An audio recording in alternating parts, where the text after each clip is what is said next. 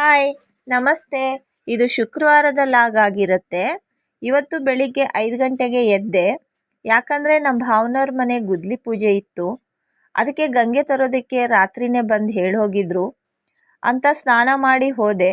ಯಾವುದೇ ಶುಭ ಕಾರ್ಯಗಳಿಗೂ ಎಲ್ಲ ಪಾಪಕರ್ಮಗಳನ್ನು ತೊಳೆಯೋ ಗಂಗಾ ಮಾತೆನ ಪೂಜಿಸಿ ತರೋದು ವಾಡಿಕೆ.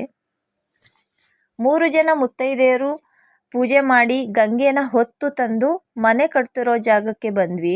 ಐನೋರು ಮಾತ್ರ ಗುದ್ಲಿ ಪೂಜೆನ ತುಂಬ ಚೆನ್ನಾಗಿ ನಡೆಸ್ಕೊಟ್ರು.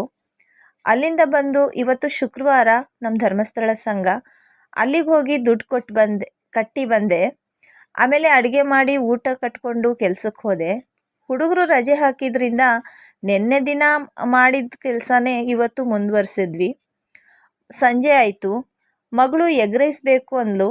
ಕಡೂರಲ್ಲೇ ಎಗ್ ರೈಸ್ ಕಟ್ಟಿಸ್ಕೊಂಡು ತಂದುಕೊಟ್ಟೆ. ನಮ್ಮನೆಯವ್ರು ನನಗೆ ಮಾತ್ರ ಮೆಣಸಿನ್ಕಾಯಿ ಬಜ್ಜಿ ಮಾಡಿಕೊಡು ಅಂದರು. ಅವ್ರಿಗೆ ಬಜ್ಜಿ ಮಾಡಿಕೊಟ್ಟೆ. ಇದಾಗಿತ್ತು ಇವತ್ತಿನ ನನ್ನ ಲಾಗ್. ಇಷ್ಟ ಆದರೆ ಲೈಕ್ ಮಾಡಿ. ನಾವೊಂದು ಲೆಕ್ಕಾಚಾರ ಹಾಕಿದರೆ ಆ ದೇವರ ಲೆಕ್ಕಾಚಾರ ಬೇರೆಯೇ ಇರುತ್ತೆ ಅಂತ ಹೇಳ್ತಾ ಬಾಯ್. Thank you.